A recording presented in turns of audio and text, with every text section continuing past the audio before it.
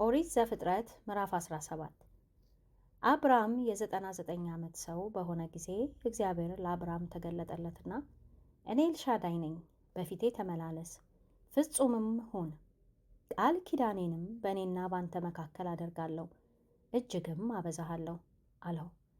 አብራምም በግንባሩ ወደቀ። እግዚአብሔርም እንዲህ ብሎ ተናገረው፣ እነሆ ቃል ኪዳኔ ካንተ ጋር ነው፣ ለብዙ አሕዛብም አባት ትሆናለህ። ከዛሬም ጀምሮ እንግዲህ ስምህ አብራም ተብሎ አይጠራ፣ ነገር ግን ስምህ አብርሃም ይሆናል። ለብዙ አሕዛብ አባት አድርጌሃለሁና እጅግም አበዛሃለሁ፣ ሕዝብም አደርግሃለሁ። ነገሥታትም ካንተ ይወጣሉ። ቃል ኪዳኔንም በእኔና በአንተ መካከል ከአንተም በኋላ ከዘርህ ጋር በትውልዳቸው ለዘላለም ኪዳን አቆማለሁ። ለአንተና ከአንተ በኋላ ለዘርህ አምላክ እሆን ዘንድ በእንግድነት የምትኖርባትን ምድር የከነዓን ምድር ሁሉ ለዘላለም ግዛት የሆነ ዘንድ ላንተና ከአንተ በኋላ ለዘርህ እሰጣለሁ፣ አምላክም እሆናቸዋለሁ። እግዚአብሔርም አብርሃምን አለው፣ አንተ ደግሞ ቃል ኪዳኔን ትጠብቃለህ።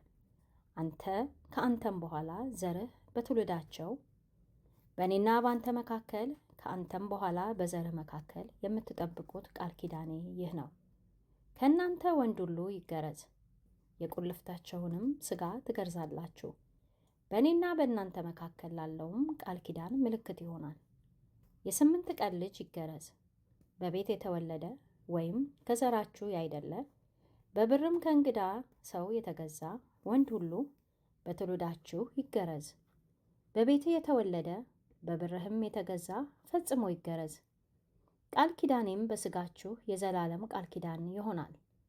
የቁልፍቱን ሥጋ ያልተገረዘ ቆላፍ ሰው ሁሉ ያች ነፍስ ከወገኗ ተለይታ ትጥፋ፣ ቃል ኪዳኔን አፍርሳለችና። እግዚአብሔርም አብርሃምን አለው፣ የሚስትህን የሶራን ስም ሶራ ብለህ አትጥራ፣ ስሟ ሳራ ይሆናል እንጂ። እባርካታለሁ፣ ደግሞም ከእርሷ ልጅ እሰጥሃለሁ፣ እባርክትም አለሁ። የአሕዛብም እናት ትሆናለች፣ የአሕዛብ ነገሥታት ከእርሷ ይወጣሉ።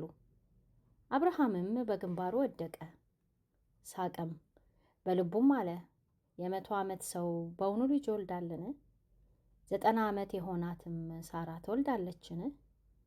አብርሃምም እግዚአብሔርን እስማኤል በፊት ቢኖር በወደድኩ ነበር አለው። እግዚአብሔርም አለ፣ በእውነት ሚስትህ ሳራ ወንድ ልጅን ትወልድልሃለች፣ ስሙንም ይስሐቅ ብለህ ትጠራዋለህ። ከእርሱ በኋላ ለዘሩ የዘላለም ቃል ኪዳን እንዲሆን ቃል ኪዳኔን ከእርሱ ጋር አቆማለሁ። ስለ እስማኤልም ሰምቼሃለሁ፣ እነሆ ባርኬዋለሁ፣ ፍሬያምም አደርገዋለሁ፣ እጅግም አበዛዋለሁ። 12 አለቆችንም ይወልዳል፣ ታላቅ ሕዝብም እንዲሆን አደርገዋለሁ። ቃል ኪዳኔን ግን በሚመጣው ዓመት በዚሁ ጊዜ ሳራ ከምትወልድልህ ከይስሐቅ ጋር አቆማለሁ።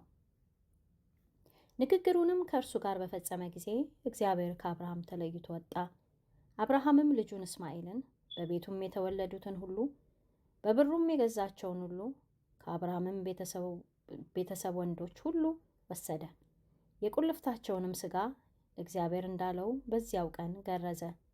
አብርሃምም የቁልፍቱን ሥጋ በተገረዘ ጊዜ የ99 ዓመት ሰው ነበር። ልጁ እስማኤልም የቁልፍቱን ሥጋ በተገረዘ ጊዜ የ13 ዓመት ልጅ ነበር። በዚያው ቀን አብርሃም ተገረዘ፣ ልጁ እስማኤልም። በቤት የተወለዱትና በብር ከእንግዶች የተገዙት የቤቱ ሰዎች ሁሉ ከእርሱ ጋር ተገረዙ።